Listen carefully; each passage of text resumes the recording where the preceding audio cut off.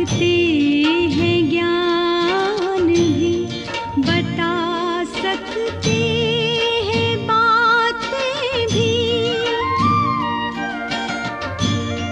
सुना सकते हैं ज्ञान भी, बता सकते हैं बातें भी। मिला है रस जो इस दिल को पिलाया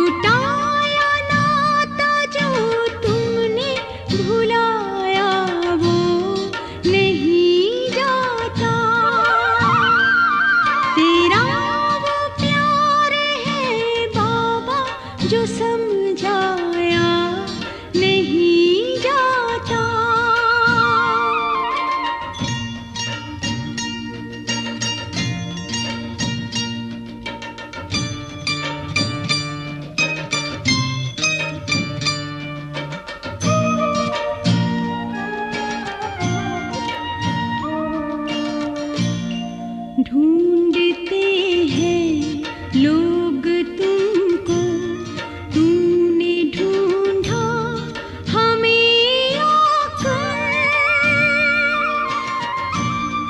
ढूंढते हैं लोग तुमको तूने ढूंढा हमें आकर, किया एहसान जो हम पे चुकाया वो नहीं जाता, तेरा वो प्यार है बाबा जो समझाया नहीं जाता, बरस जाता है नैनों से वो बतलाया नहीं जाता, बरस जाता है नैनों से वो बतलाया नहीं जाता, बरस जाता है नैनों से वो बतलाया नहीं जाता, बरस जाता है नैनों से वो बतलाया नहीं जाता, बरस जाता है नैनों से वो बतलाया नहीं जाता।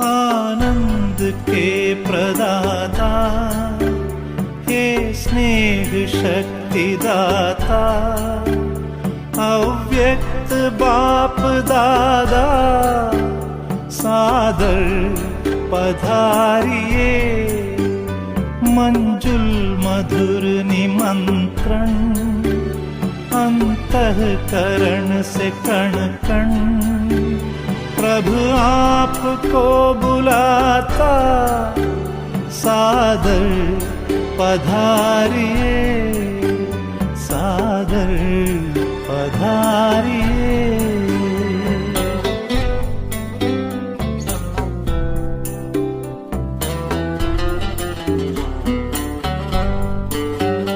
बिछड़े हैं कल्प भर के प्यासे मिलन के कब से, बच्चे बुला रहे हैं मिल जाओ आज हमसे, दृष्टि से सृष्टि रच दो, मुरली से रंग भर दो, वरदानों के हे दाता सादर पधारिए, सादर पधारिए।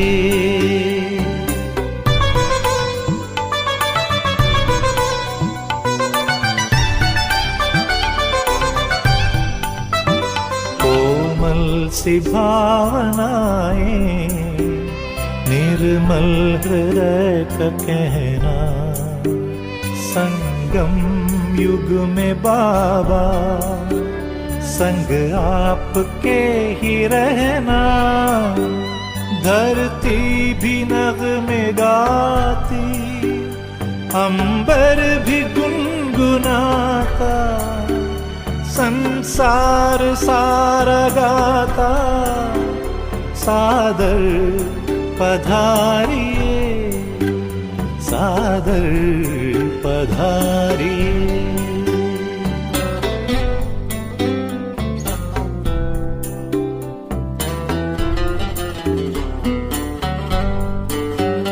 तेरे प्यार को संजोए नैनों को है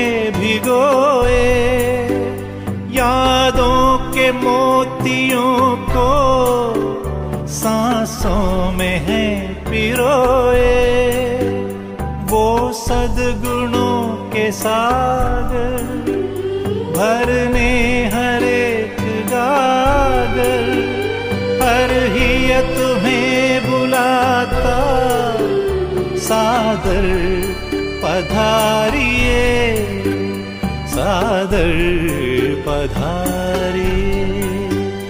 आनंद के प्रदाता हे स्नेह शक्ति दाता, अव्यक्त बाप दादा सादर पधारिए, सादर पधारिए, सादर पधारिए।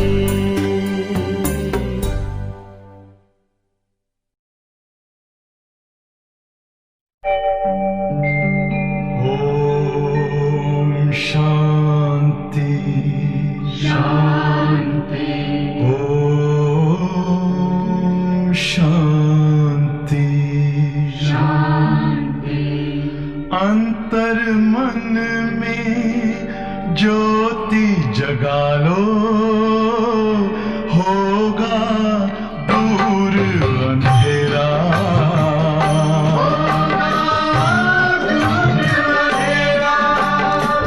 शिव का कर लो ध्यान, आ रहा पावन पुण्य सवेरा।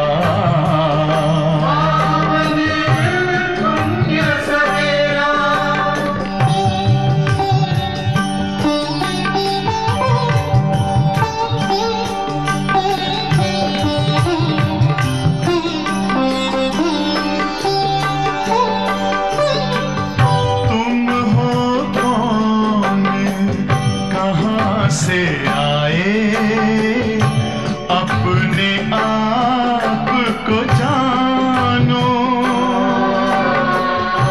राजयोग के द्वारा अपना परम पिता पहचानो। इसी राजपथ पर चलकर पालो अपना बसेरा।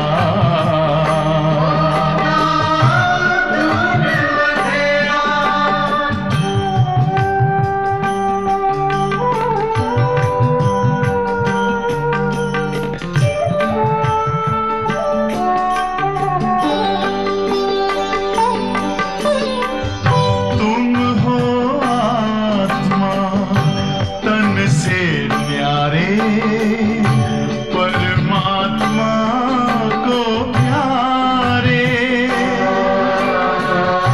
दिव्य गुणों को धारण करके योगी बनो दुलारे।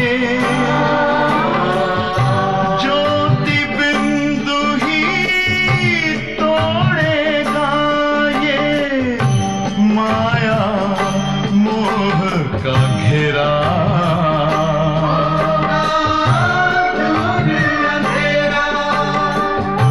अंतर मन में ज्योति जगा लो, होगा दूर अंधेरा।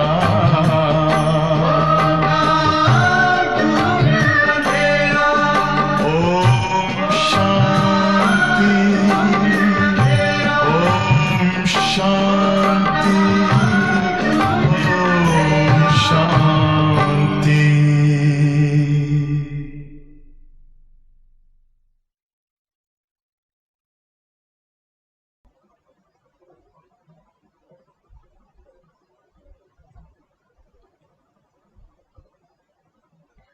ओम शांति, ओम शांति। आज रविवार है और रविवार के दिन प्यारे बाबा के महावाक्य अव्यक्त रूप में सुनते हैं। बाबा हमें नित्य नए नई बातें सुनाते हैं। वैसे तो हम सब बाबा के लाडले बच्चे समझ चुके हैं। जिन्हों का विचार मंथन चलता है तो बाबा की एक एक वाक्य, महावाक्य अच्छे से, गहराई से उसका अनुभव करते हैं। ये हम सब जानते हैं कि बाबा हम सब बच्चों को प्यार करते हैं, क्योंकि बाबा है ही प्यार का सागर, प्रेम का सागर। तो जहाँ प्रेम है, प्यार है, वहाँ स्वतः ही प्राप्ति होती है। और ये ऐसी प्राप्ति है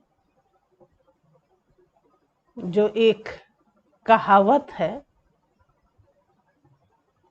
गुड़ जाने और गुड़ की गोथरी जाने। ये इतना एक अलौकिक अनोखा प्यार है शिव बाबा का, जो हर बच्चा अपने आप में अनुभव कर सकता है कि हम शिव बाबा से कितना प्यार करते हैं, तो बाबा से हमें कितना प्यार मिलता है। ये भी एक राज है, क्योंकि जो प्यार करता है उसका हम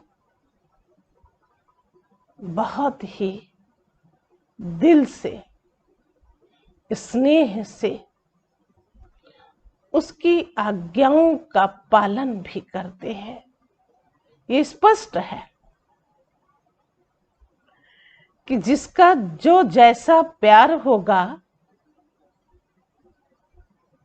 स्नेह होगा,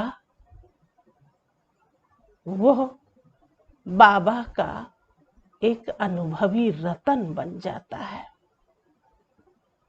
और वही रतन मास्टर रत्नागर बन करके फिर अन्य आत्माओं को वो रत्नों का दान भी करता है।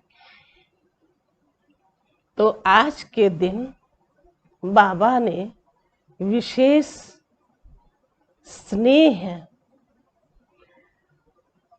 और महावाक्य सुनाए हैं। जो सदा स्नेही बच्चे हैं वो नंबर 1 बच्चे हैं, क्योंकि सदा स्नेही बच्चे हर ब्राह्मण आत्मा को शक्तिशाली बना सकते हैं।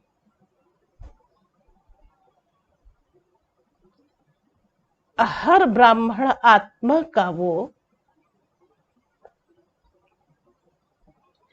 एक विशेष रूप से उसका अधिकार बन जाता है। तो हम ये बात समझ सकते हैं कि ब्राह्मण जीवन के लिए स्नेह ही एक फाउंडेशन है। स्नेह ही उसे शक्तिशाली और उसे एक पालना का आधार कहेंगे, क्योंकि बिना स्नेह के हम अपने जीवन को परिवर्तित नहीं कर सकते हैं। और यह प्यार, ये स्नेह निराकार शिव बाबा, साकार ब्रह्मा बाबा के रथ में प्रवेश हो करके हम मनुष्य आत्माओं को जो ज्ञान दे के सुनाया वो बहुत ही प्यार से सुनाया, क्योंकि बाप को भी ये बात मालूम है कि कल्प कल्प हमारे ये बच्चे जो भी अपना पाठ लास्ट तक बजाया है, उनका जीवन कैसे कैसे व्यतीत करते अब यहाँ तक पहुंचे हैं, तो क्यों नहीं हम अपने बच्चों को प्यार और स्नेह से शिक्षाएं दे करके और उनको फिर हम मनुष्य से देवता बना दें। और यही भगवान का एक लक्ष्य भी रहता है, और उनका तो एक ये कर्तव्य भी है। इसीलिए शिव बाबा को हर मनुष्य आत्मा के लिए हम कह सकते हैं कि वो विश्व कल्याणकारी है। तो पता है, स्नेह की 3 बातें बताई हैं, 3 प्रकार। तो पहला नंबर है सदा स्नेही, और दूसरा नंबर है स्नेही, और तीसरा नंबर है कि समय प्रमाण स्नेही बन निभाने वाले। तो हम सब समझ सकते हैं कि आखिर बाबा ने नंबर 1 से लेकर नंबर 3 तक बातें जो सुनाई हैं, उसको एक एक बात को, स्नेह को स्पष्ट किया है। जैसे बताया कि जो सदा स्नेही बच्चे हैं, उनको माया प्रकृति कभी भी परेशान नहीं कर सकती, बल्कि वो सदा उन पर विजय प्राप्त किए होंगे। वो सदा के स्नेही होंगे।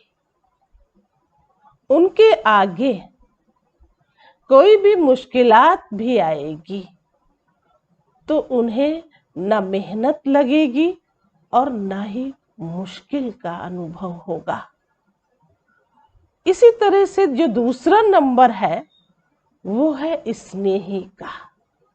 बाप दादा से स्नेह है, बच्चे बाप को प्यार करते हैं, लेकिन वो ऐसे बच्चे हैं जो कभी प्रभाव में आ जाते हैं, और वह प्रभाव माया और प्रकृति का ही होता है। कोई ना कोई ऐसी बातें आ जाती हैं तो उनको खत्म करने के लिए, उन्हें खत्म करने के लिए मेहनत लगती है और मुश्किल भी लगता है। स्नेही तो है, इसलिए बाबा ऐसे बच्चों को भी देखते रहते हैं कि बच्चों का स्नेह है तो बाप का भी स्नेह कम नहीं है। लेकिन सदा स्नेही और स्नेह में रहना अंतर है। इसी तरह से तीसरी बात जो बाबा ने सुनाई वो है समय प्रमाण स्नेह से निभाने वाले बच्चे। तो वो कैसे निभाते हैं? तो उनकी अवस्था ऊपर नीचे होती रहती है। बाप को कभी भूल नहीं सकते, लेकिन जब जैसा समय आता है तब वो बाप को स्नेह से याद करते हैं। जैसे कभी कोई हलचल आ गई, तब अब हलचल में क्या करेगा? बाबा के सिवाय तो कोई और है भी नहीं। फर्स्ट नंबर में तो यही बात आती है। उसका बिल्कुल प्रैक्टिकल होता है कि एक बाप दूसरा ना कोई। लेकिन जब इस तीसरे नंबर पर पहुंचते हैं तो कहीं ना कहीं उसकी बुद्धि किसी अन्य की तरफ अटक जाती है। कभी वो किसी को देखता है, कभी वो किसी को देखता है। सहारे तो एक ही बाबा है, लेकिन स्वभाव, संस्कार, प्रमाण पुरानी इस दुनिया के अंदर कहीं न कहीं बुद्धि का भटकाव होने के कारण उसके स्नेह में कमी होती है। लेकिन जब कभी कोई ऐसी बातें आ जाती हैं तो जैसे बैठ बाबा को प्यार से याद करने लग जाते हैं, तो ऐसे बच्चों को भी जब बाप देखते हैं तो बाबा को बड़ा रहम आता है। जमा तो शक्ति करनी चाहिए, निभाने के लिए सदैव बाबा को याद करना चाहिए, सदैव हम स्नेही रहें, कभी भी हमारा कोई अंतर नहीं पड़ना चाहिए। लेकिन कभी कभी इन बातों में पलट जाते हैं। और बाबा ने एक बात कही कि ऐसे जो 3rd नंबर वाले बच्चे हैं, फिर भी 80% उन्हें प्राप्ति होती है। 80% का नाम लिया। तो कुछ कमियां जो होती हैं वो फिर धीरे धीरे पूर्ति भी कर सकते हैं, अगर हमारा अटेंशन बाबा की श्रीमत प्रमाण आज्ञाकारी बन हम नियम और मर्यादाओं पर सदैव चलते रहते हैं, तो फिर वो 1st नंबर में जा सकता है। बाबा ने आज विशेष मुरली की भी बात सुनाई है। मुरली माना पढ़ाई, पढ़ाई माना मुरली, और जिसका प्यार है मुरली से तो जरूर है कि मुरलीधर से भी प्यार होगा। और जिसका मुरलीधर से प्यार है तो जरूर उसका मुरली से प्यार होगा। यही पढ़ाई हमें ऊंचा बनाती है, ऊंचे पद की भी प्राप्ति कराती है। तो सदैव हमारा पढ़ाई पर और बाप की याद पर ध्यान रहना चाहिए। तो याद और दूसरा सेवा, तो ये हमें निरंतर आगे बढ़ाते रहते हैं, क्योंकि पढ़ाई से भी हमें सब कुछ प्राप्त होता है। जानते हो क्या क्या प्राप्त होता है? पढ़ते हैं जब पढ़ते हैं तो क्या मिलता है? बाबा के सुनाए हुए ज्ञान रतन मिलते हैं, और उन रत्नों को हम अपने जीवन में धारण करते हैं। और जब हमारी धारणाएं बन जाती हैं तो वही एक प्रत्यक्ष बनने का सबूत बन जाता, क्योंकि हर बच्चे के चाल चलन से, उसकी दृष्टि और वृत्ति से, उसके कर्म और व्यवहार से पता लगता है कि यह बाबा का बच्चा पूर्ण रूप से अपनी पढ़ाई पर ध्यान देता, इसलिए वो अन्य आत्माओं को भी साथ ले करके और उन्हें भी शिक्षा देता। और शिक्षा देने की भी एक अच्छी विधि बताई है, और वह विधि है स्नेह। पहले उसे हमें स्नेह, प्यार देना होगा, और प्यार और स्नेह से ही, इसमें भी बहुत बातें आती हैं, किन किन बातों से हमारा स्नेह होना चाहिए। सिर्फ बोल से नहीं, है ना। सिर्फ यूं सोच ले कि नहीं हमारा तो है ही स्नेह, ऐसा नहीं। कर्म और व्यवहार से पता लगता है कि सच्चा स्नेह हम दूसरों को एक आत्मिक भाव से कैसे दे रहे हैं, क्योंकि हर बच्चा बाबा के लिए तो प्यारा है। इसलिए हम सब को भी बाबा के आज्ञा प्रमाण ही अपने कर्म और व्यवहार में स्नेह से दूसरी आत्माओं को पालना देते और उन्हें शक्तिशाली बनाना है। फिर हम कोई भी किसी भी तरीके की उनके अंदर कमी और कमजोरी होती है, उस कमी और कमजोरी को शिक्षा दे करके फिर दूर किया जा सकता है।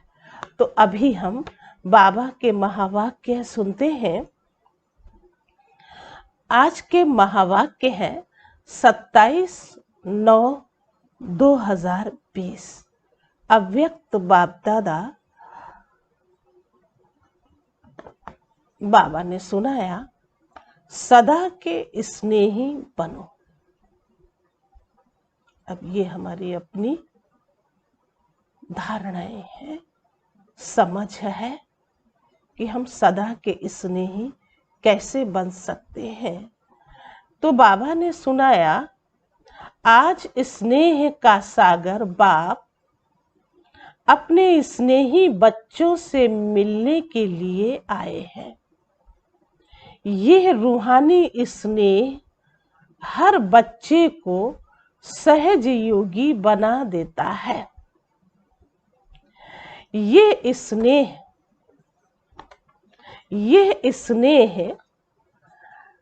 सारे पुराने संसार को सहज भुलाने का साधन है। यह स्नेह हर आत्मा को बाप का बनाने में एकमात्र शक्तिशाली साधन है।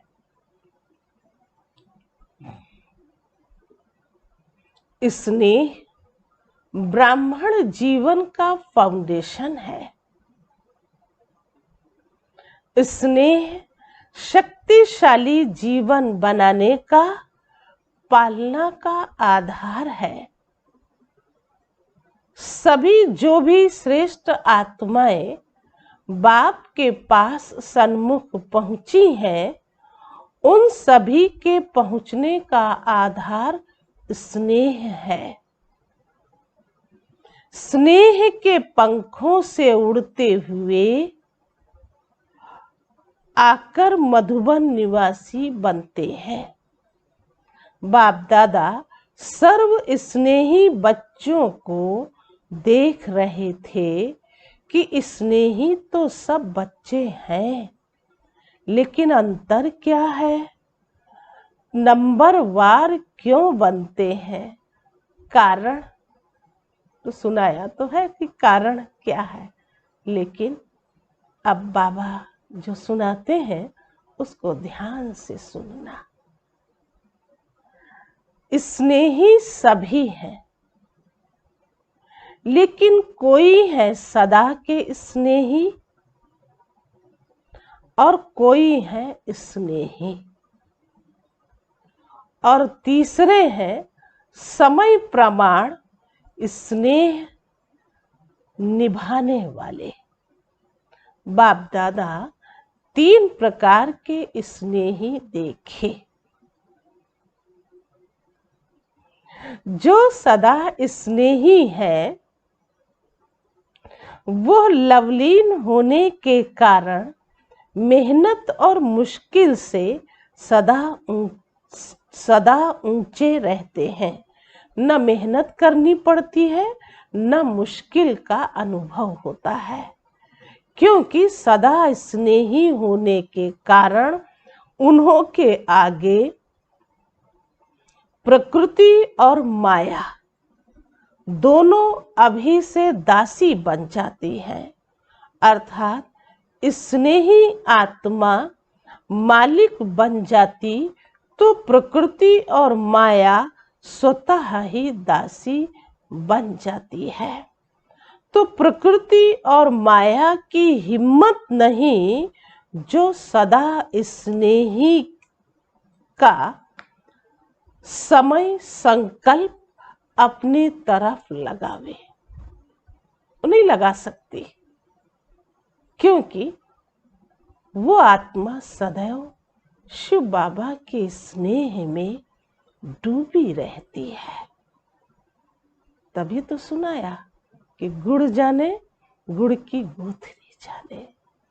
तो जो सदा स्नेही बाप के बच्चे हैं वो तो वही जान सकते हैं कि कितना प्यार है बाबा के साथ। सदा स्नेही आत्माओं का हर समय हर संकल्प है ही बाप की याद और सेवा के प्रति। इसलिए प्रकृति और माया भी जानती है कि ये सदा स्नेही बच्चे संकल्प से भी कभी हमारे अधीन नहीं हो सकते। सर्व शक्तियों के अधिकारी आत्माएं हैं। सदा स्नेही आत्मा की स्थिति का ही गायन है। एक बाप दूसरा न कोई, बाप ही संसार है। कभी मन बुद्धि को वो भटका नहीं सकते इधर उधर। जैसे कि उनके जीवन से वो बातें, वो चीजें जो पुराना है वो सब अपने आप ऑटोमेटिक निकल जाता है, और वो बस सदैव एक बाप दूसरा ना कोई, यही उनके लिए एक संसार बन जाता है। दूसरा नंबर, स्नेही आत्माएं स्नेह में रहती जरूर हैं, लेकिन सदा ना होने के कारण कभी कभी मन के संकल्प द्वारा, कभी कभी मन के संकल्प द्वारा भी कहां और तरफ स्नेह जाता, दूसरी तरफ मुड़ गया।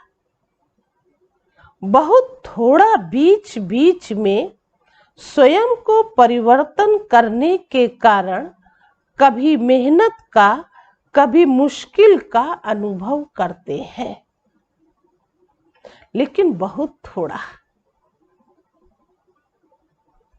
जब भी कोई प्रकृति व माया का सूक्ष्म वार हो जाता है तो उसी समय स्नेह के कारण याद जल्दी आ जाती है। किससे स्नेह है? बाप से।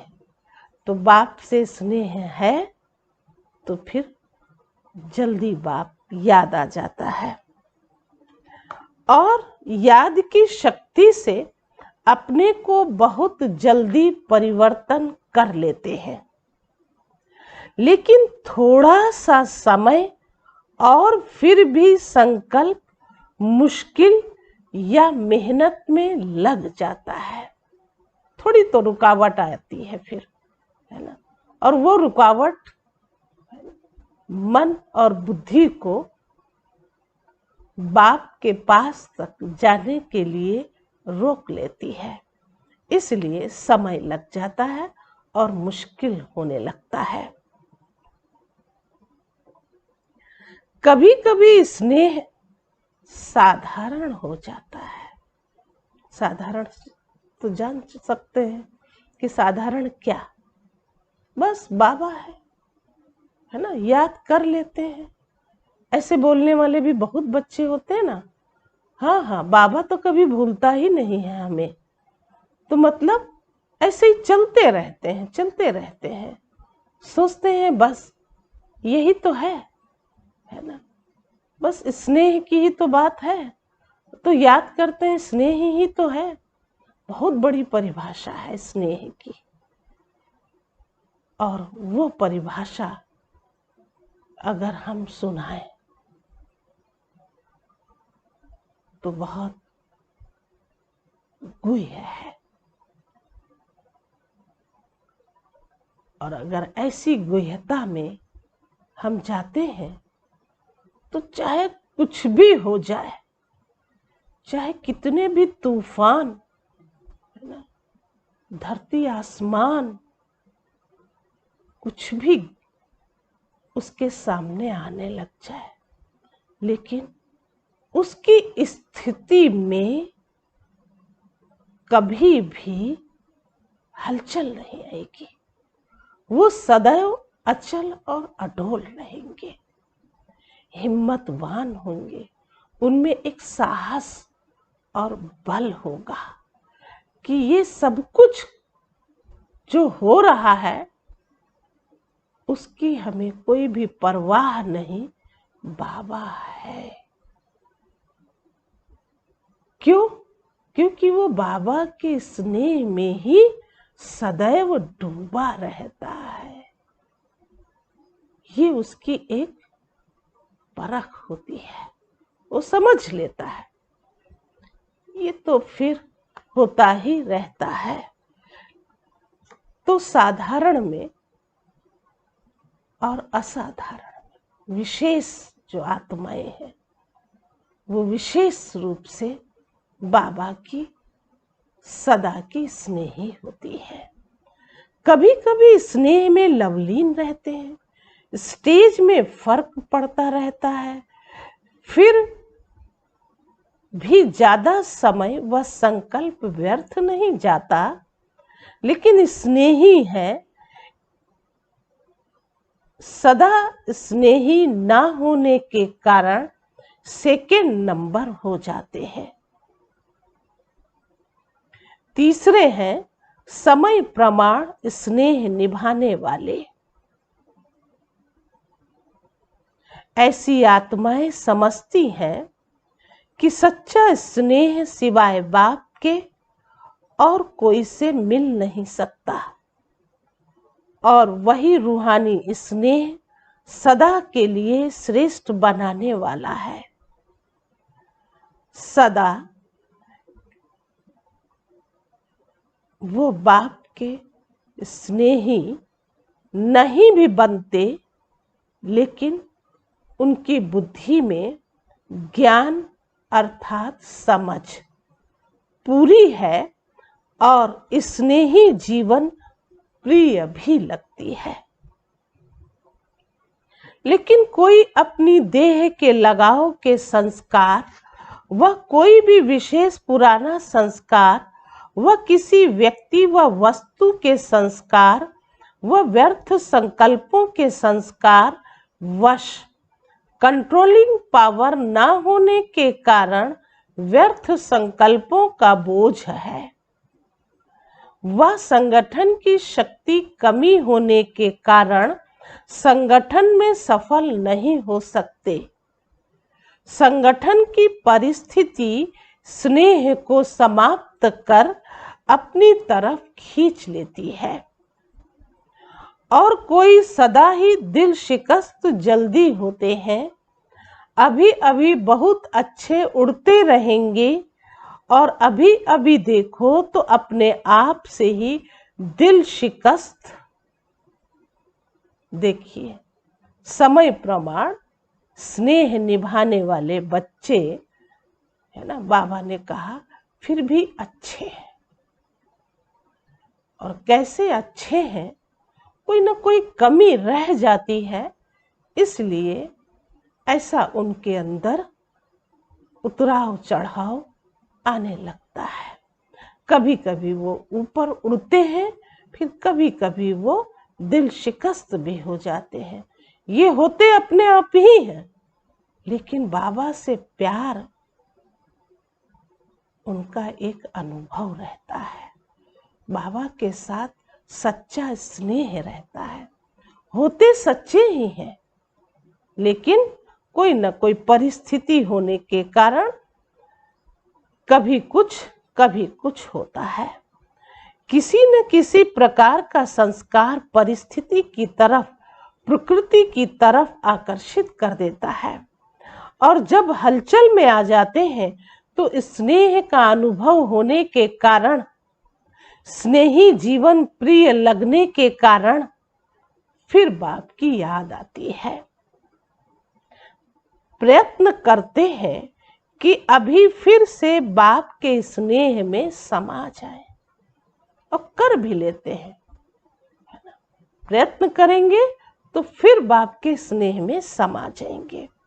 तो समय प्रमाण, परिस्थिति प्रमाण, हलचल में आने के कारण कभी याद करते हैं, कभी फिर से बाप के स्नेह में समा जाते हैं, और कभी फिर युद्ध भी करते हैं। युद्ध तो फिर स्वाभाविक है कि किसी बात की हलचल आई है तो फिर वो थोड़ा टाइम तो उसका चला जाता है ना, उसको युद्ध कहते हैं। युद्ध की जीवन ज्यादा होती और स्नेह में समाने की जीवन उसके अंतर में कम होती है, इसलिए तीसरा नंबर बन जाते हैं। फिर भी विश्व की सर्व आत्माओं से तीसरा नंबर भी अति श्रेष्ठ ही कहेंगे, क्योंकि बाप को पहचाना है, बाप के बने हैं, ब्राह्मण परिवार के बने हैं, ऊंचे ते ऊंची ब्राह्मण आत्माएं ब्रह्मा कुमार ब्रह्मा कुमारी कहलाते हैं। इसलिए दुनिया के अंतर में वो भी श्रेष्ठ आत्माएं हैं। ऐसे नहीं कि हम उनको कोई, है ना, बाप से अलग कर सकते। वो आत्माएं कभी अलग होने वाली नहीं होती। जब से वो बाप की बनती हैं, तब से वो भले कितना भी युद्ध करती हुए आगे आती हैं, लेकिन वो कभी भी बाप को भुला नहीं सकती। जितना स्नेह बाप से उन आत्माओं को मिलता है, वो आत्माएं भी समझ सकती हैं कि बाप से हमें कितना स्नेह मिलता है। तो बाबा ने फिर सुनाया, वो आत्माएं अति श्रेष्ठ ही कहेंगे। बाप के बने, ब्राह्मण परिवार के बने, ऊंचते ऊंची ब्राह्मण आत्माएं ब्रह्मा कुमार कुमारी कहलाते। इसलिए दुनिया के अंतर में वो भी श्रेष्ठ आत्माएं हैं, लेकिन संपूर्णता के अंतर में तीसरा नंबर है। तो स्नेही सभी हैं, लेकिन नंबर वार है। नंबर 1 सदा स्नेही आत्माएं, सदा कमल पुष्प समान न्यारी और बाप की अति प्यारी है। स्नेही आत्माएं न्यारी है, प्यारी भी है, लेकिन बाप समान शक्तिशाली विजयी नहीं है। न्यारी भी है, प्यारी भी है, लेकिन शक्तिशाली नहीं है। लवलीन नहीं है, लेकिन स्नेही है।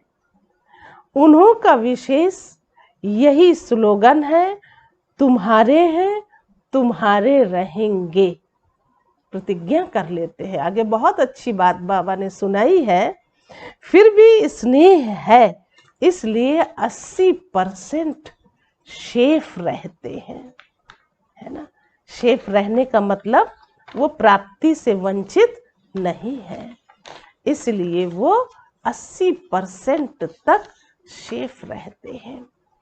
लेकिन फिर भी कभी कभी शब्द आ जाता है, फिर भी कभी कभी शब्द आ जाता है, सदा शब्द नहीं आता है। और तीसरे नंबर आत्माएं बार बार स्नेह के कारण प्रतिज्ञाएं भी स्नेह से करते। बस अभी से ऐसे बनना है, अभी से यह करेंगे, क्योंकि अंतर तो जानते हैं ना। प्रतिज्ञा भी करते, पुरुषार्थ भी करते, लेकिन कोई न कोई विशेष पुराना संस्कार लगन में मगन नहीं होने देता है। विघ्न मगन अवस्था से नीचे ले आते, इसलिए सदा शब्द नहीं आ सकता। लेकिन कभी कैसे होने के कारण कभी कोई न कोई विशेष कमजोरी रह जाती है। ऐसी आत्माएं बाप दादा के आगे रूह रेहान भी बहुत मीठी करते हैं। इसलिए तो बाबा को प्यार बढ़ता है ना, क्योंकि मीठी मीठी रूह रेहान भी कर लेते हैं। क्यों? है तो बाबा के स्नेह है, और कम हो या ज्यादा हो, बाबा को वो कभी भी भुला नहीं सकते, छोड़ नहीं सकते। इसलिए इतनी अच्छी बात बाबा ने कही जो कि वो मीठी मीठी रूह रेहान करते हैं, हुज्जत बहुत दिखाते हैं। होते हैं ना, कई बच्चे ऐसे होते हैं, हुज्जत से बात करेंगे, क्योंकि स्नेह है बाप से। स्नेह होने के कारण वो किससे कहेंगे? आखिर एक बाबा के सिवाय तो कोई है नहीं, है तो सभी नंबरवार। इसलिए बाबा से जब बात भी करेंगे तो हुज्जत से कहते हैं कि हम माने न माने, आपको मानना ही पड़ेगा। तो बाप को फिर भी बच्चों पर रहम आता है कि है तो ब्राह्मण बच्चे, इसलिए स्वयं भी निमित्त बनी हुई आत्माओं द्वारा विशेष शक्ति देते हैं। लेकिन कोई शक्ति लेकर बदल भी जाते और कोई शक्ति मिलते भी अपने संस्कारों में मस्त होने कारण शक्ति को धारण नहीं कर सकते हैं। अब कोई जो निमित्त बनी हुई आत्माएं होती हैं, उनसे फिर हमें कोई ना कोई तरह की प्राप्ति हो जाती है ना, उनसे कोई सीख मिल जाती है। वो कभी बहुत प्यार स्नेह से, है ना, हमें कोई ऐसी बातें समझा देते हैं जो हमारे जीवन को फिर मोड़ देते हैं, और बाप से स्नेह और बढ़ जाता है। तो उन निमित्त आत्माओं से हमें मिलता है। बाबा उन निमित्त आत्माओं से ही दिलवा देते हैं। तो बाबा ने कहा कि ऐसे कभी कभी वो आत्माएं अपने संस्कार के वश होने के कारण नहीं भी बदल पाते हैं। जैसे कोई ताकत की चीज खिलाओ, वो खाते ही नहीं, तो क्या करेंगे?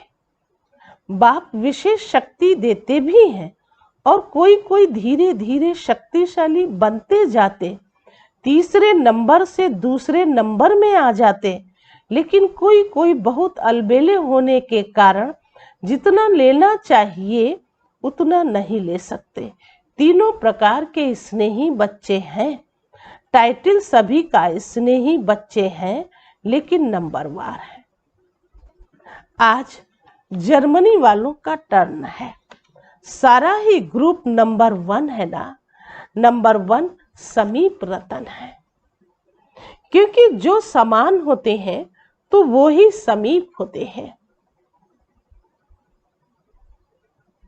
शरीर से भले कितना भी दूर हो, लेकिन दिल से इतने नजदीक हैं जो रहते ही दिल में है। स्वयं बाप के दिल तख्त पर रहते हैं।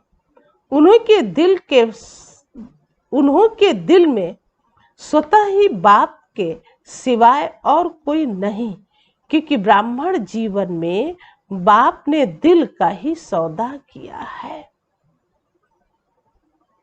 दिल ली और दिल दी, ये दोनों बातें हैं। तो कहावत में है ना, हमारे दिल में तुम हो और तुम्हारे दिल में हम हैं। बाबा देखो कैसे अपने वायदे पूरे करते हैं। बाबा देखो कैसे अपने बच्चों को प्यार से दिल से गले लगाते हैं। इतना स्नेह, इतना प्यार कौन करेगा? दिल का सौदा किया है ना। दिल से बाप के साथ रहते हो शरीर से तो कोई कहाँ रहते हैं। सभी को वहां रखें तो क्या बैठ करेंगे। सेवा के लिए तो मधुबन में साथ रहने वालों को भी बाहर भेजना पड़ता है। मधुबन वाले जो रहते हैं मधुबन में, तो फिर भी देखो सेवा जहाँ होती है वहाँ फिर बाबा उन बच्चों को भेजते हैं, तो फिर सेवा में वृद्धि होती है। ऐसे ही बाबा ने बच्चों को देखो कैसे समझाया है। भले कहीं दूर स्थान पर बैठे हो, लेकिन दिल में बाबा है और बाबा के दिल में आप बच्चे हो। तो नहीं तो विश्व की सेवा कैसे होती। इसीलिए भले दूर हो, और बाबा ऐसे फिर बच्चों को सेवा के लिए भेजते भी हैं। बाप से भी प्यार है तो सेवा से भी प्यार है, इसलिए ड्रामा अनुसार भिन्न भिन्न स्थानों पर पहुंच गए हो और वहां की सेवा के निमित्त बन गए हो। तो ये भी ड्रामा में पार्ट नूंधा हुआ है।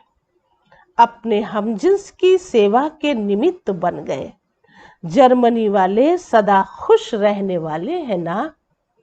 जब बाप से सदा का वर्षा इतना सहज मिल रहा है, तो सदा को छोड़ थोड़ा सा वह कभी कभी का क्यों लेवे। दाता तो दे ही रहा है, तो लेने वाले कम क्यों लेवे। इसलिए सदा खुशी के झूले में झूलते रहो। सदा माया जीत, प्रकृति जीत, विजयी बन। विजय का नगाड़ा विश्व के आगे जोर जोर से बजाओ, है ना। विजय का नगाड़ा कहते ना, विजय हमारा है ना जन्म सिद्ध अधिकार है। तो फिर जोर शोर से बाबा ने कहा बजाओ। आजकल की आत्माएं विनाशी साधनों में या तो बहुत मस्त नशे में चूर हैं, और या तो दुख अशांति से थके हुए ऐसी गहरी नींद में सोए हुए हैं जो छोटा आवाज सुनने वाले नहीं हैं। इसलिए नगाड़े की बात कही कि नगाड़ा बजाओ, जो और वो भी जोर शोर से बजाओ। नशे में जो चूर होता है उनको हिलाना पड़ता है। गहरी नींद वाले को भी हिलाकर उठाना पड़ता है। तो हैम्बर्ग वाले क्या कर रहे हैं, ये भी देखो एक देश है। तो बाबा ने उन बच्चों से पूछ लिया। अच्छा ही शक्तिशाली ग्रुप है। सभी को बाप और पढ़ाई से प्रीति अच्छी है। जिन्हों की पढ़ाई से प्रीति है वो सदा शक्तिशाली रहते हैं। बाप अर्थात मुरलीधर से प्रीत माना मुरली से प्रीत। मुरली से प्रीत नहीं तो मुरलीधर से भी प्रीत नहीं है। कितना भी कोई कहे कि मुझे बाप से प्यार है, लेकिन पढ़ाई में टाइम नहीं मिलता है, बाप नहीं मानते। वरना पढ़ाई के लिए टाइम नहीं मिलना तो कैसे मानेगा बाप। जहां लगन होती है वहां कोई विघ्न ठहर नहीं सकते, स्वतः ही समाप्त हो जाएंगे। पढ़ाई की प्रीति मुरली से प्रीत वाले विघ्नों को सहज पार कर लेते हैं।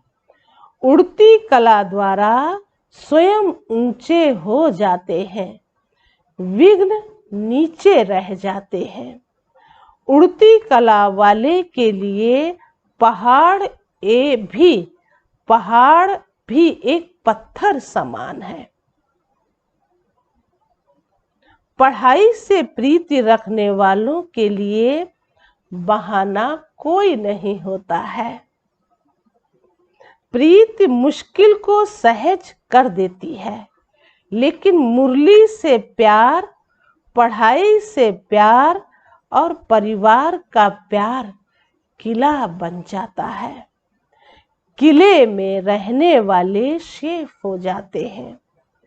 इस ग्रुप की ये दोनों विशेषताएं आगे बढ़ा रही हैं। पढ़ाई और परिवार के प्यार कारण एक दो को प्यार के प्रभाव से समीप बना देते हैं और फिर निमित्त आत्मा भी प्यार वाली मिली है। पुष्पाल बहन का नाम लिया है। ऐसे तो सुना है कि पुष्पाल जो बहन है, ऐसे ये बुजुर्ग हैं, सुनते हैं कि बहुत प्यार करती हैं। और यहाँ इंडिया में उनकी 2 बेटियां हैं, एक रानी दीदी मुजफ्फरपुर वाली और एक सुधा दीदी। ये दोनों बहनें हैं और इनकी ये माँ, जो बाबा ने इन्हें विदेश में भेज करके निमित्त बना दिया। तो कितना स्नेह देती है, और उसी स्नेह के कारण ही तो बाबा ने आज नाम ले लिया कि निमित्त आत्मा भी प्यार वाली मिली है। स्नेह भाषा को भी नहीं देखा। स्नेह जो होता है वो फिर किसी भाषा को भी नहीं देखता है। स्नेह की भाषा सभी भाषाओं से श्रेष्ठ है।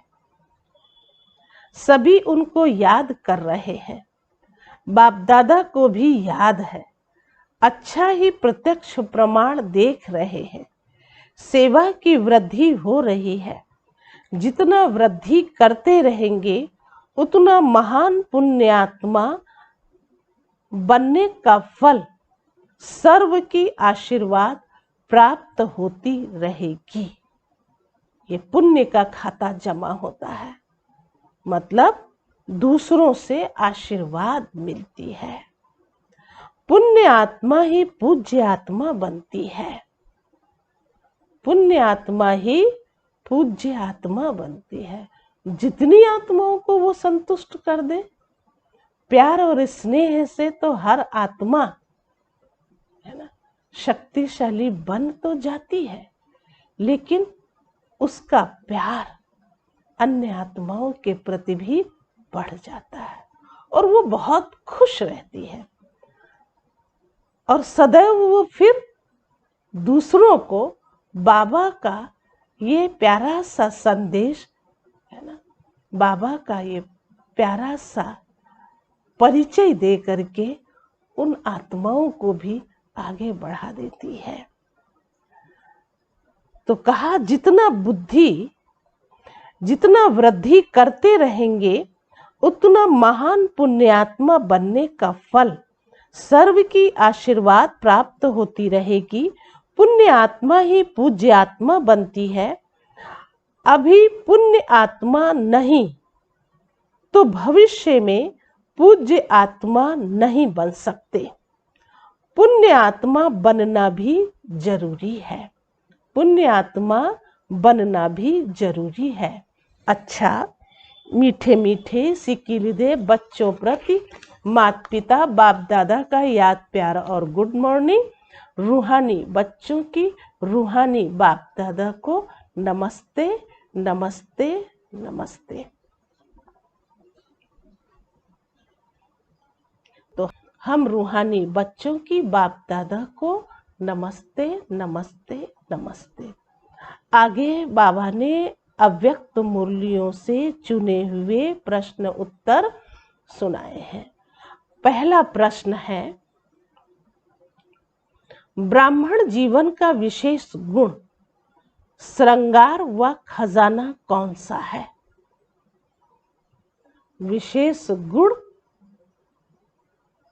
श्रृंगार व खजाना कौन सा है? उत्तर है संतुष्टता।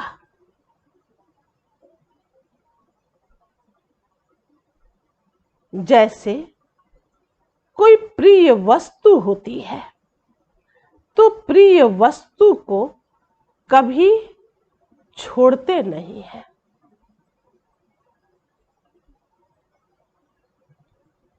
संतुष्टता विशेषता है। ब्राह्मण जीवन के परिवर्तन का विशेष दर्पण है। जहां संतुष्टता है वहां खुशी जरूर है। यदि ब्राह्मण जीवन में संतुष्टता नहीं है तो वो सदा साधारण, तो वो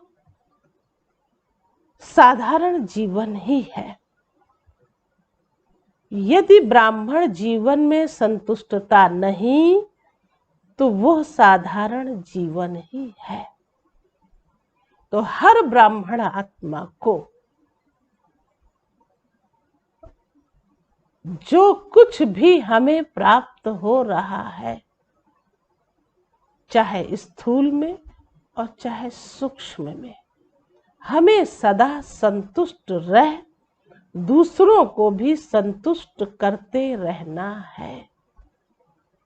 ये हमारी विशेष धारणा होनी चाहिए, क्योंकि बताया ब्राह्मण जीवन का विशेष दर्पण है संतुष्टता,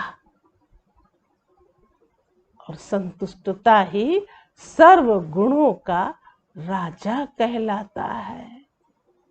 सोचो जरा, अगर हम ऐसे राजा बन जाएं, इस संगम युग में राजा माना, हम अपनी हर धारणाओं में, हर शिक्षाओं में बाबा की आज्ञाओं का सदैव हम पालन करते हैं, उसी को कह सकते हैं कि यही हमारे ब्राह्मण जीवन के लिए एक दर्पण है। दूसरा हमें देखता है और हम स्वयं राजा हैं, क्योंकि हमारे अंदर अपनी ही कर्म इंद्रियों को कंट्रोल करने की एक शक्ति होती है। जहाँ चाहे, जब चाहे और जैसे चाहे नंबर 1 में जाने का हमारा संकल्प होना चाहिए। फिर दूसरा प्रश्न है, संतुष्ट मणियों की विशेषताएं क्या होंगी? उत्तर है, संतुष्ट मणियां कभी किसी भी कारण से, स्वयं से, अन्य आत्माओं से, अपने संस्कारों से, वायुमंडल के प्रभाव से असंतुष्ट नहीं हो सकती।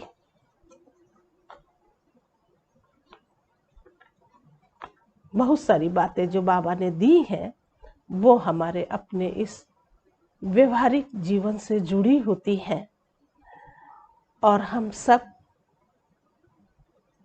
इस बात को समझ के अपने अनुभव को बहुत अच्छा बढ़ा सकते हैं, क्योंकि ये सब बातें स्वयं से भी और दूसरों से भी, और वातावरण ऐसा बन जाता है उसका भी प्रभाव हमारे ऊपर आता है। लेकिन ये संतुष्ट मणि की एक विशेषता है कि वो कभी भी किसी भी तरह से असंतुष्ट नहीं रह सकती। कारण जानते हो कि वो सदैव बाबा बाबा, एक बाबा के सिवाय कोई दूसरा नहीं है, उसका ये पाठ एकदम पक्का होता है।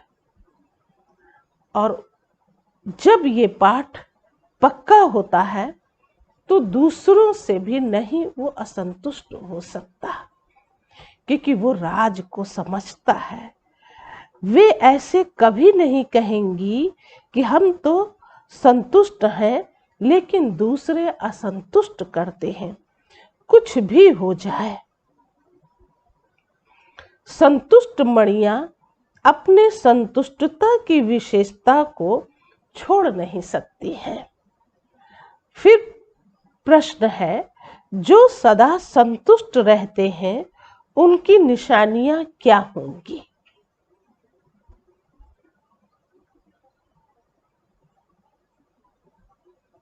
उत्तर है, जो सदा संतुष्ट रहता है उसके प्रति उसके प्रति स्वतः सभी का स्नेह रहता है।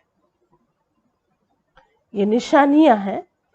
तो पहला नंबर, जो सदा संतुष्ट रहता है उसके प्रति स्वतः सभी का स्नेह रहता है।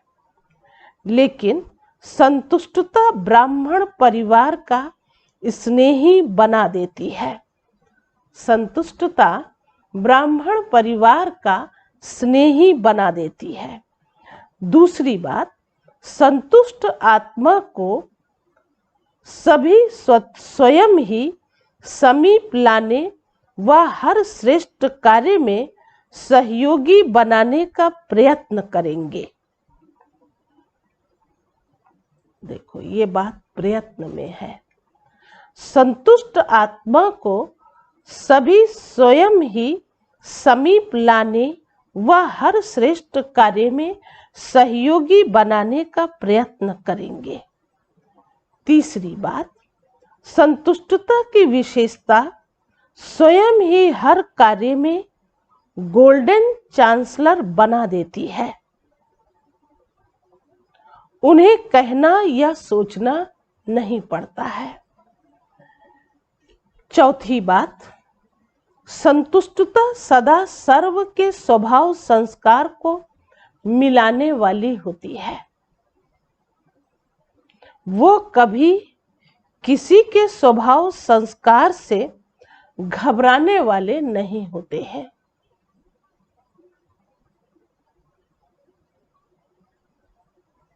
पांचवी बात, उनसे सभी का स्वतः दिल का प्यार होता है।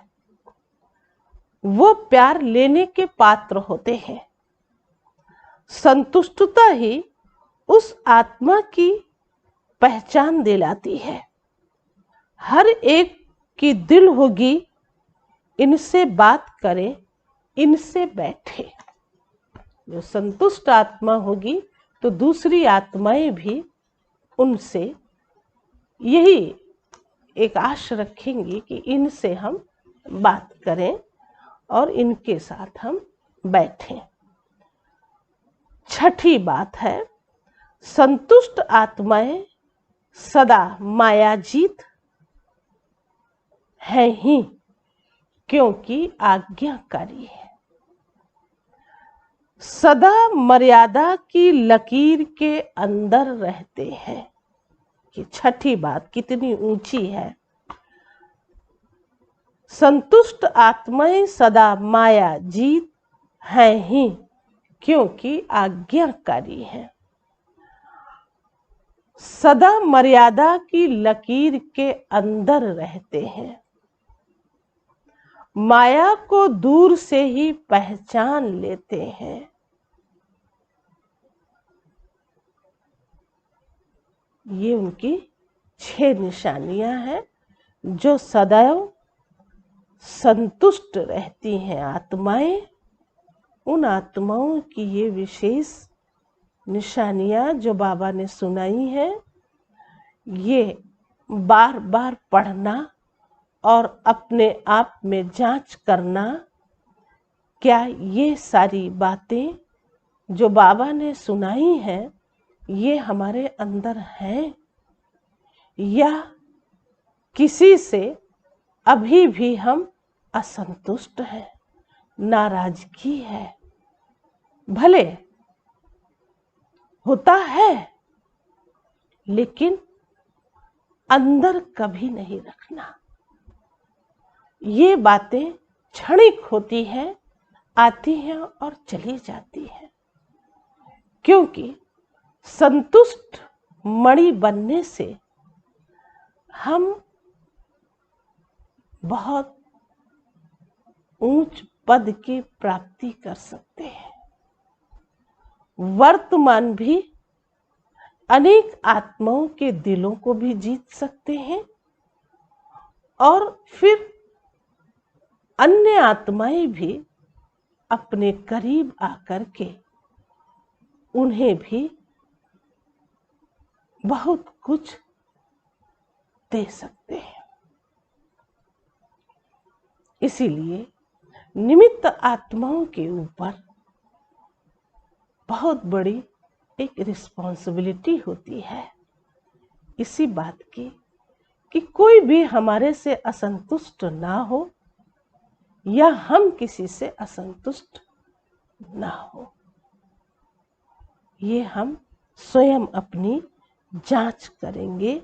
और ये जो 6 बातें हैं आप सभी सुन रहे हो, और ये 6 बातें आप नोट करना अपनी डायरी में, और एक एक पॉइंट की गहराई में जा करके उसका मनन चिंतन करना और अपने जीवन में धारण कर अपने आप को परिवर्तन करने का संकल्प लेना।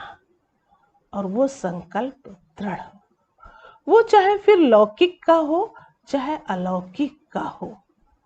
एक बार बाबा ने संतुष्टता पर पूरी मुरली सुनाई थी। जैसे आज बाबा ने कहा सदा स्नेही बनो, तो पूरी मुरली स्नेह पर सुनाई। ऐसे ही एक बार बाबा ने संतुष्टता पर पूरी मुरली सुनाई थी। कभी कभी ऐसा होता है, एक एक गुण एक एक शक्तियों पर बाबा पूरे महावाक्य सुना देते हैं। तो फिर बाबा ने एक बात कही थी, ये भी हमारी धारणाओं में माना समझ में होना चाहिए कि 100% सभी आत्माओं को संतुष्ट नहीं कर सकते। कहीं 5% ऐसी आत्माएं जो असंतुष्ट रहने वाली हैं, वो आत्माएं अपने ही स्वभाव संस्कार होने के कारण, अपनी ही कोई कमी कमजोरी होने के कारण वो असंतुष्ट रहती ही है। इसलिए उन आत्माओं की हमें कोई चिंता नहीं करनी है, बल्कि हमें और ही अच्छे से प्यार स्नेह से उनके साथ व्यवहार करते रहना है। वो आत्माएं संतुष्ट होती या नहीं होती हैं, लेकिन हम उनके प्रति असंतुष्टता न प्रकट करें। ये हमारी अपनी धारणा है, जिसको हम अपने दृढ़ संकल्प से धारण किया कि मैं सदा संतुष्ट रहूंगी।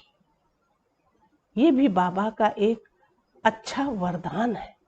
कभी बाप दादा ने हमको यही एक वरदान संतुष्टता का दिया था।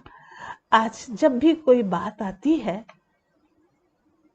तो हम बस इस वरदान को याद कर लेते हैं और स्वयं से स्वयं ही संतुष्ट होना पड़ता है कि रहो संतुष्ट। जो बाप दे रहा है उसमें हम सदा ही है ना रमे रहें, लगन में मगन रहें, तो फिर हम कभी भी असंतुष्ट नहीं हो सकते और दूसरी आत्माओं से असंतुष्ट होने का कोई भी सवाल नहीं उठता, क्योंकि हर ब्राह्मण आत्मा का अपना अपना पार्ट है और जब जिसका जो पार्ट होता है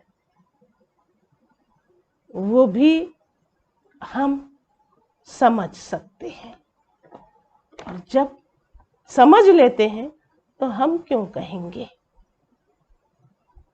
हम क्यों सोचेंगे, हम क्यों नाराज होंगे, है ना। ये हमारी अपनी धारणा जो ब्राह्मण बच्चे को मजबूत और शक्तिशाली बना देता है। ऐसे बाबा के जो प्यारे बच्चे हैं उन्हें बाप भी प्यार करते हैं। तो एक एक पॉइंट बार बार पढ़ो और पढ़ करके फिर अपने आप को और अच्छा बनाओ, जो हम सदा के संतुष्ट मणि बन जाएं।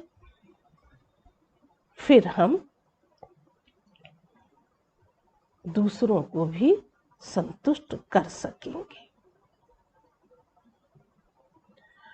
फिर आगे प्रश्न है, यदि समय पर माया को पहचान नहीं पाते, बार बार धोखा खा लेते, तो उसका कारण क्या है?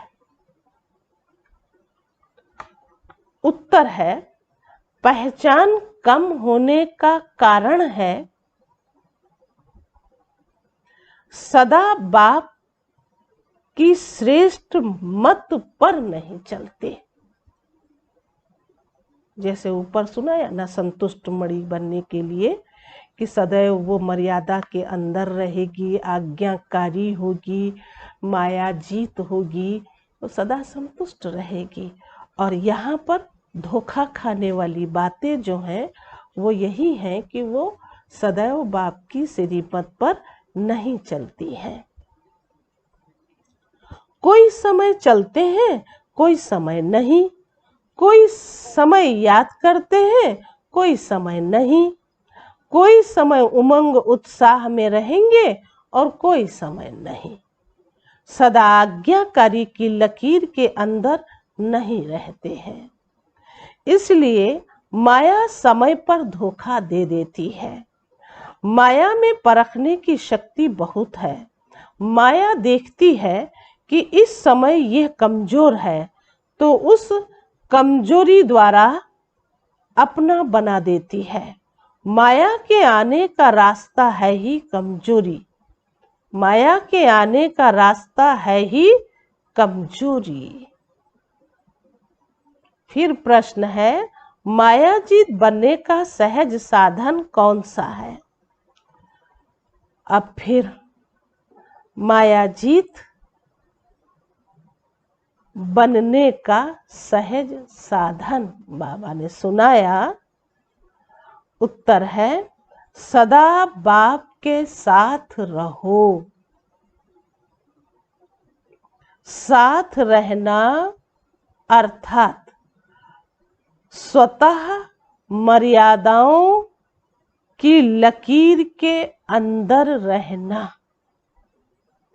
फिर एक एक विकार के पीछे विजयी बनने की मेहनत से छूट जाएंगे। साथ रहो तो जैसा बाप वैसे आप, संग का रंग स्वतः ही लग जाएगा। इसलिए बीज को छोड़ सिर्फ शाखाओं को काटने की मेहनत नहीं करो। इसलिए बीज है एक शिव बाबा, एक ही परमात्मा। बस बीज से सदैव जुड़े रहो, बाकी कोई चिंता करने की जरूरत नहीं है। और अगर बीज से हटते हो तब तो भिन्न भिन्न शाखाओं को काटने में लग जाते हो और समय भी निकल जाता है। तो सदा बीज के साथ रहो, बीज को छोड़ सिर्फ शाखाओं को काटने की मेहनत नहीं करो। आज कामजीत बन गए, कल क्रोधजीत बन गए, नहीं, सदा विजयी। सिर्फ बीज रूप को साथ रखो तो माया का बीज ऐसे भस्म हो जाएगा जो फिर कभी भी उस बीज से अंश भी नहीं निकल सकता।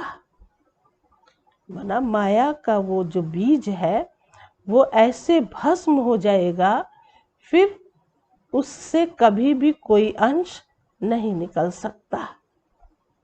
आज का वरदान है, हर आत्मा को हिम्मत उल्लास दिलाने वाले रहम दिल विश्व कल्याणकारी भव। कभी भी ब्राह्मण परिवार में किसी कमजोर आत्मा को कि तुम कमजोर हो ऐसा नहीं कहना। आप रहम दिल बन विश्व कल्याणकारी बच्चों के मुख से सदैव हर आत्मा के प्रति शुभ बोल निकलने चाहिए। दिल शिकस्त बनाने वाले नहीं। चाहे कोई कितना भी कमजोर हो, उसे इशारा या शिक्षा भी देनी हो तो पहले समर्थ बनाकर फिर शिक्षा दो। पहले धरनी पर हिम्मत और उत्साह का हल चलाओ, फिर बीज डालो तो सहज हर बीज का फल निकलेगा। इससे विश्व कल्याण की सेवा तीव्र हो जाएगी। अच्छा, फिर स्लोगन है, बाप की दुआएं लेते हुए सदा भरपूरता का अनुभव करो। बाप की दुआएं लेते हुए सदा भरपूरता का अनुभव करो। तो अभी बहुत अच्छे से आप सब ने ये महावाक्य सुने हैं, लेकिन जो संतुष्टता की बात सुनाई बाबा ने, उस पर आप सबका विशेष ध्यान जाना चाहिए कि कैसे बाबा हम बच्चों को अपना बना करके और संतुष्ट मणि बना करके हमें विश्व की बादशाही देने के लिए हमें अपने करीब, है ना, रख कर अपने समान बना रहे हैं। तो ये हमारा अपना अच्छा शुभ संकल्प हो सभी के प्रति। सबको समर्थ बनाओ और फिर शिक्षा दो। अच्छा, ओम शांति।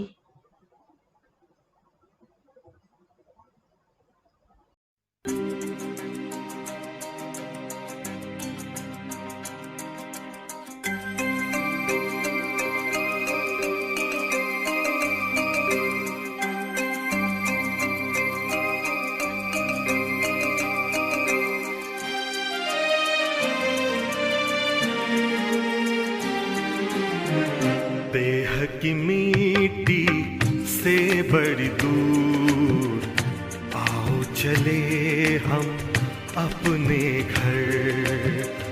देह की मिट्टी से बड़ी दूर आओ चले हम अपने घर। चांद तारों से दूर, इन नजारों से दूर, चांद तारों से दूर, इन नजारों से दूर, प्यारा प्यारा लगे है अपना घर। देह की मिट्टी से बड़ी दूर, आओ चले हम अपने घर।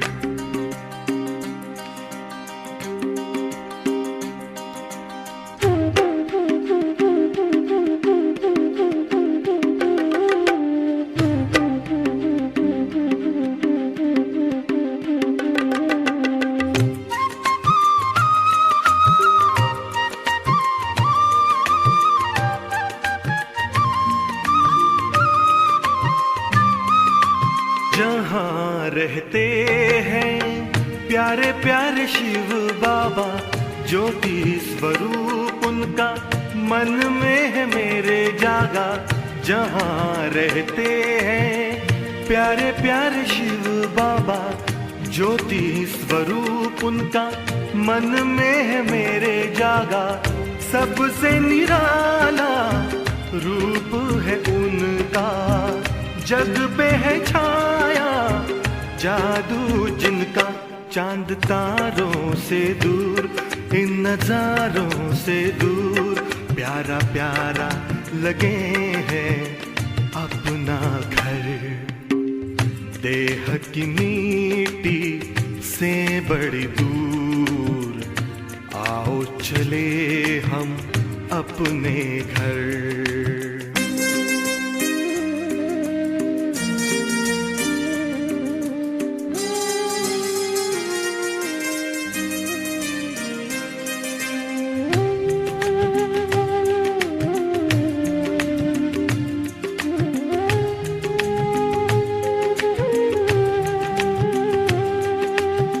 शुभ कर्मों की नाव में बैठे, कर ले भव का सागर पार। शिव बाबा की गोद में लेटे, आंधी तूफान होंगे मेरे पतवार। नैया लगेगी अपनी किनारे, उनकी कृपा से हो जीवन उधार। चांद तारों से दूर, इन नजारों से दूर, प्यारा प्यारा लगे हैं अपना घर। देह की मिट्टी से बड़ी दूर, आओ चले हम अपने घर। चांद तारों से दूर, इन नजारों से दूर, प्यारा प्यारा लगे हैं अपना घर।